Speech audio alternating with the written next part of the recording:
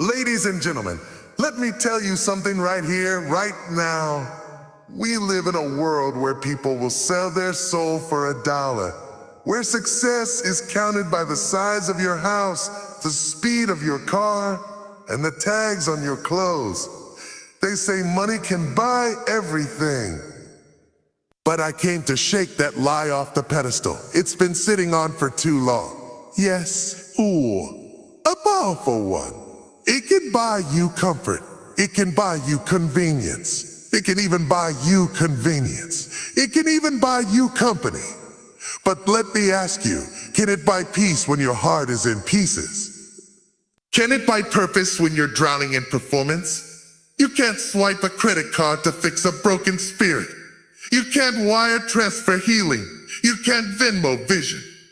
Because some things, the most valuable things, aren't sold in stores. They're born in struggle, molded in pain, refined in faith and revealed in time. Money can build a house, but it can't make a home. Money can buy a bed. It can't give you rest. Money can fill your fridge, but it can't nourish your soul. Money can impress people, but it can't give you identity. We're chasing paper when we should be chasing purpose. We're building empires with empty hearts. But what good is gain if your soul's on sale? Let's stop worshiping what was meant to serve us. Because when money becomes your master, joy becomes your hostage. When money becomes your God, your spirit becomes bankrupt. Don't get me wrong. Get the bag. Be blessed. Build, grow, invest. But don't you ever confuse net worth with self-worth. Don't mistake status for significance. Because the real riches, they don't depreciate, they don't rust. And they don't depend on the economy. Joy, peace, love, purpose, truth. Those are treasures money can't touch. So today, make a decision. Don't be rich and empty. Be full and favored. Money in itself is not evil, it's neutral, like a hammer. A hammer can build a house or break a window, depending on the hands that hold it. Likewise, money can build hospitals or fund wars. It can feed the hungry or fuel the greedy. The issue has never been the money. It's always been the motive behind it. People treat money like it's the ultimate truth, the answer to every problem, the key to every door. But truth is eternal, unchanging and pure. Money is unstable. One moment it's flowing, the next it's fleeing. One economic crash, one job loss, and what seemed like security becomes sand slipping through your fingers. When we confuse money for truth, we begin to make decisions from a place of fear, pride, or desperation. We chase careers not because they fulfill us, but because they pay more. They pay more. We stay in toxic places because the paycheck is sweet, but the peace is missing. We compromise values for validation, integrity for influence, and purpose for paper. Money was never meant to be your compass. It was meant to be your servant, not your savior. It can fund your vision, but it can't give you one. It can open doors, but it can't teach you which ones to walk through. Some of us have been living in bondage to the lie that money defines success. So we grind until we collapse, hustle until we forget who we are, and sacrifice our mental health on the altar of ambition.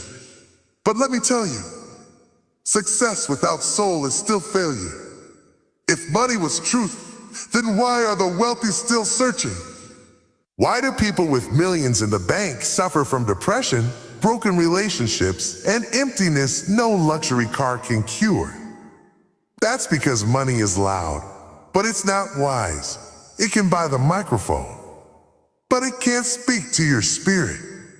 And when you begin to worship the tool, you lose sight of the truth. You start measuring blessings by bank accounts instead of breakthroughs. You think favor looks like fame. But favor doesn't always show up in finances. Sometimes it shows up in the strength to keep going. Sometimes it looks like joy in the middle of the storm, peace that makes no sense, or healing that money couldn't afford. When you stop idolizing money, you begin to realize how rich you already are in what truly matters. The truth is this: money is best used when it flows through you, not when it controls you. When you use money to bless, to build, to empower, not just to flex, it becomes a holy tool in the hands of purpose. But the moment you bow to it, the moment you believe it holds the answers to your identity, your happiness, or your future, you have traded the eternal for the temporary. And that's a deal that leaves you spiritually bankrupt. No matter how fat your wallet gets, money can wrap you in silk sheets, seat you in leather chairs, and fly you first class across the world. But none of that can silence the noise in your soul. It can surround you with luxury, but it can't eliminate loneliness. It can place you in the finest surroundings. But if your mind is at war and your spirit is restless, even a penthouse can feel like a prison. We have confused external ease with internal peace, but they are not the same. You can be comfortable on the outside and crumbling on the inside. Comfort is circumstantial. It depends on what you have, but contentment is spiritual. It depends on who you are. You can buy a mattress that adjusts to your body, but it can't adjust your anxiety. You can fill your closet with designer labels and still walk around feeling naked on the inside. Because the kind of peace that lets you sleep at night, that doesn't come from a price tag. It comes from knowing you're walking in purpose, living in truth, and rooted in something deeper than dollars.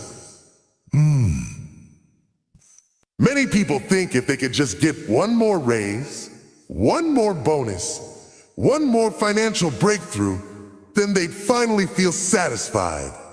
But contentment doesn't come when your bank account hits 6 figures. It comes when your heart stops being led by fear and comparison. Money can take the edge off your struggle, but it can't remove the struggle within. You can't buy enough things to fill a void that only meaning can satisfy. You'll end up rich in things but poor in joy. There's a dangerous lie we've been fed, that comfort equals happiness. But comfort can actually become a trap when it distracts you from growth. You can get so used to comfort that you forget how to be grateful. You can surround yourself with things and forget the value of people. You can live in the lap of luxury and never experience the depth of joy. Comfort numbs, but contentment awakens. Contentment teaches you how to dance in storms, how to sing in silence, and how to praise even when the paycheck is delayed. So don't confuse being comfortable with being fulfilled. Because when the lights go out, when the applause fades and you're left alone with your thoughts, comfort won't hold you. Comfort won't guide you. And comfort won't heal you. Contentment is what allows you to say, I may not have everything I want, but I've got peace, and that's more than enough. And peace, my friend, can't be bought. You can buy square footage. You can pay for polished floors, granite countertops, and designer lighting. You can walk through custom architecture and call it yours. But that doesn't make it a home. A house is made of bricks and beams, but a home is built on love and loyalty. A house is where you sleep. A home is where you rest.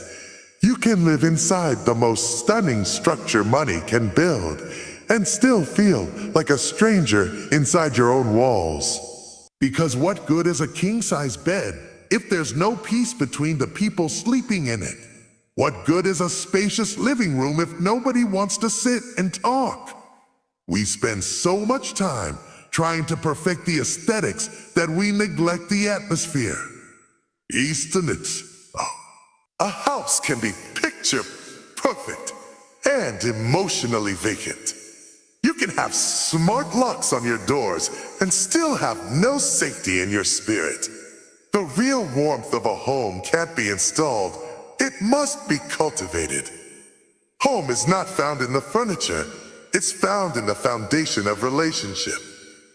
You can have $1 million in the bank and still be bankrupt in your soul. You can have assets and accolades, but if your spirit is empty and your emotions are wounded, you're just a dressed-up disaster. Real wealth isn't about what's in your wallet. It's about what's in your heart, in your mind, and in your spirit. Because money may buy experiences, but it can't give you inner wholeness. It may provide options, but it can't produce peace. True richness is invisible to the eye, but undeniable in the atmosphere. Wealth of the spirit is knowing who you are when everything else is stripped away. It's waking up with purpose, even if the calendar looks empty. It's the strength to keep going when life tries to break you. Break you. It's having hope when the situation says give up. Emotional wealth is the ability to forgive, to love again, to show up with joy even when your past gave you every reason to shut down. That's a kind of abundance that no currency can buy. That's the gold of the soul. And some of the richest people I've ever met didn't have much, but their joy overflowed, their hearts were open, and their spirits were unstoppable. This is the kind of wealth that doesn't depreciate. It doesn't crash with the market. It doesn't get stolen, taxed, or tampered with. You don't need a vault to keep it. You just need a healed heart, a clear mind, and a soul aligned with something greater than you. When your spiritual account is full, you walk differently. You speak with authority. You love without fear. You lead without needing control. Because you're not living from emptiness, you're living from overflow. But here's the tension. We spend so much time chasing material things. We neglect the maintenance of our souls. We go broke trying to look rich. And in the process, our joy overdrafts. We ignore emotional wounds for the sake of appearance. We silence our spiritual hunger for the sake of hustle. But the richest version of you isn't the one who finally bought the dream car. It's the one who's emotionally free, spiritually grounded, and fully present in your own life. So check your balance, not just your bank account, but your soul account. How's your joy? How's your peace? How's your ability to love and be loved? Because when the lights go off, when the deal falls through, when the applause fades, those are the riches that remain. That's real wealth. And the good news? You don't have to buy it. You just have to build it. Money will get you noticed. It'll have people clapping for your car, cheering for your chains, and admiring your lifestyle from a distance. It can draw a crowd, stir up envy, and even earn you applause. But applause is not affirmation, and attention is not affection. You can impress thousands and still feel unseen.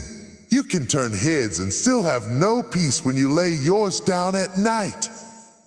Because impression is external, but fulfillment is internal. You can post pictures of luxury, of you crying between takes. That's not joy.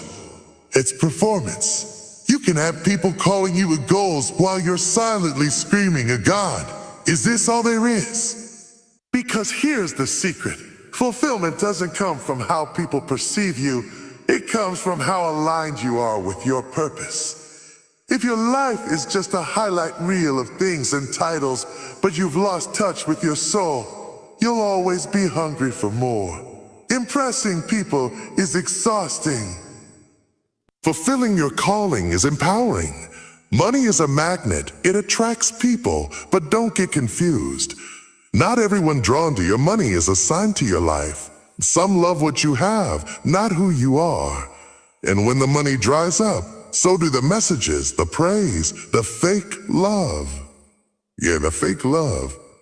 But when you're walking in true fulfillment, you stop looking for validation from those who were never meant to carry your vision.